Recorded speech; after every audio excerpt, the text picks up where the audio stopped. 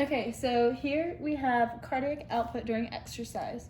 So Q, which is your cardiac output, increases during exercise in Q and VO2.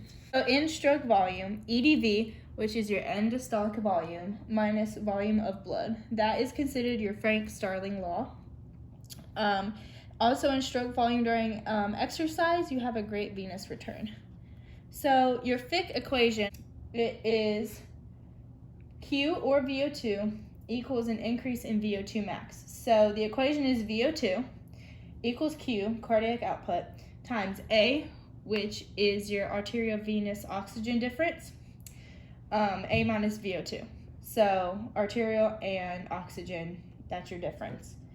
So here's the big thing, Q equals HR times SV.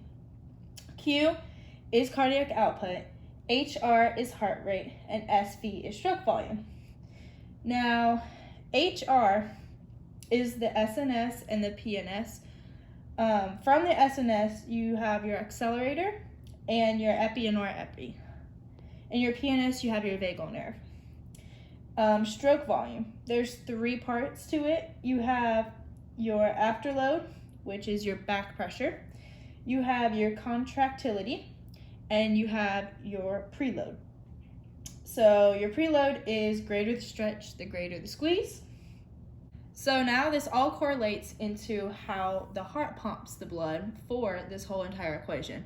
So you're gonna have blood come from the body through the superior vena cava. This is your right atrium, and this is your right ventricle. Remember, in anatomical position, things are switched, so right and left are opposite.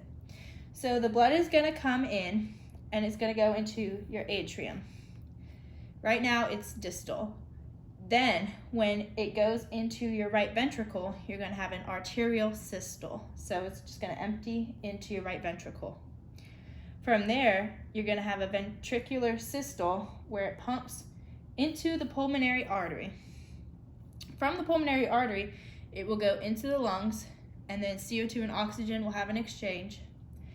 From there, it will come back into the body, into your left atrium, pour into the left, did I say left atrium? Okay. Go into your left ventricle, and then pump back out to the body. And this process continues over and over. So if we flip back to our equation, your cardiac output, which is Q, that determines how much blood is getting pumped back into the body. Your heart rate, how fast it is beating, and your stroke volume, how hard your muscles have to contract to get this blood to move through. So this equation is really important for exercise because everything about exercise physiology is how not to die. So we want to exercise, obviously, to the best of our abilities, but also maintain a steady heart rate and cardiac output so that we can maintain the exercise that we are doing. Thank you for watching.